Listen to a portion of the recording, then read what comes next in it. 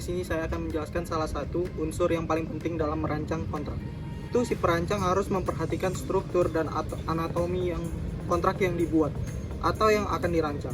Nah, adapun struktur kontrak tersebut ya adalah susunan dari kontrak yang akan dibuat atau dirancang.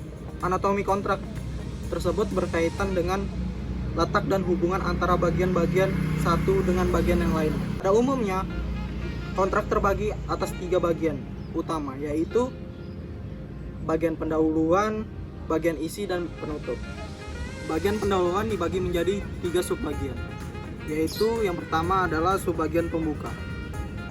Subbagian ini juga memuat menjadi 3. Yang pertama yaitu sebutan atau nama kontrak dan penyebutan selanjutnya atau penyingkatan yang dilakukan.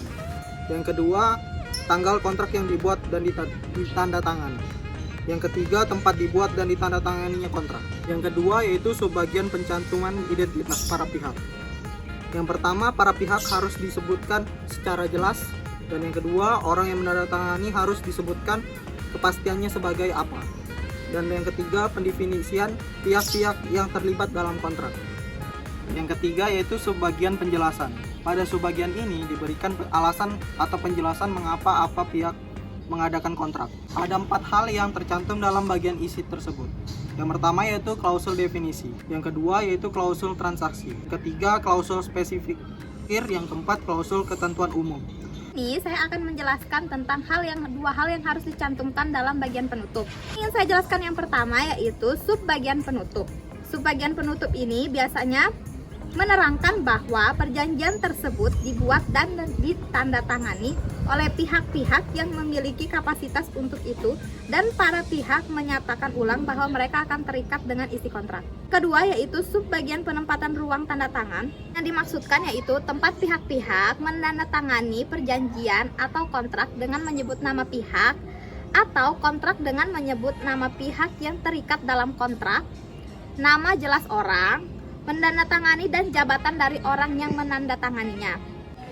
Berikut ini saya akan menjelaskan secara singkat suatu anatomi dan struktur kontrak yang berdimensi nasional.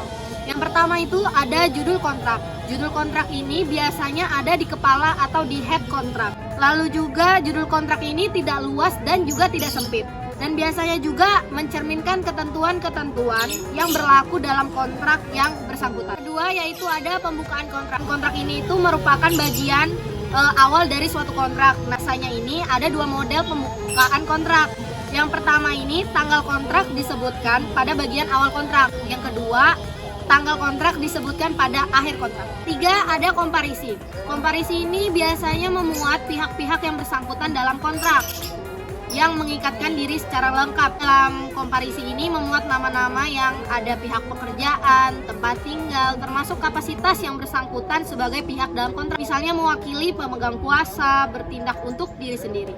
Yang keempat yaitu ada resital atau latar belakang ini atau penjelasan resminya menjelaskan tentang mengapa keadaan atau suatu kontrak ini terjadi dan mengapa kontrak ini ada dan sehingga terjadinya suatu perikatan. Dan yang kelima ada definisi.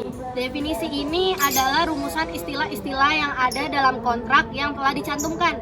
Nah, tujuan mendefinisikannya ini agar memperjelas dan memperoleh kesepakatan mengenai istilah kunci yang digunakan dalam kontrak tersebut sehingga tidak menimbulkan penafsiran yang salah antara pihak-pihak yang membuat kontrak.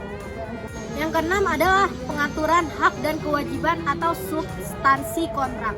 Pada dasarnya ini substansi kontrak merupakan kehendak dan keinginan para pihak yang berkepentingan. Dengan demikian substansi kontrak ini diharapkan dapat mencakup keinginan-keinginan yang para pihak inginkan secara lengkap. Nah, termasuk di dalamnya itu ada objek kontrak, hak dan kewajiban para pihak, dan lain-lain. Yang ketujuh ada domisili. Domisili ini adalah kediaman tempat seseorang melakukan perbuatan hukum. Nah, perbuatan hukum ini adalah suatu perbuatan yang menimbulkan akibat hukum, yang dimana tujuan penentuan domisili ini adalah untuk mempermudah para pihak dalam mengadakan hubungan hukum dengan pihak yang lainnya. 8 adalah keadaan memaksa. Keadaan memaksa ini ketika debitur tidak dapat melakukan prestasinya kepada debitur.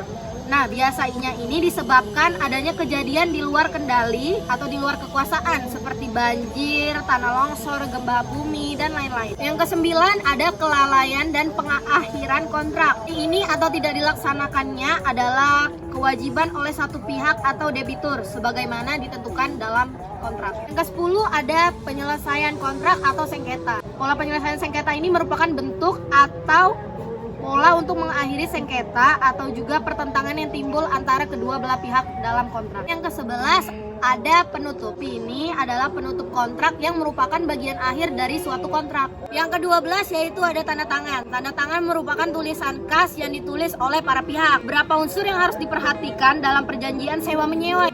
Yang pertama yaitu ada unsur essentialia.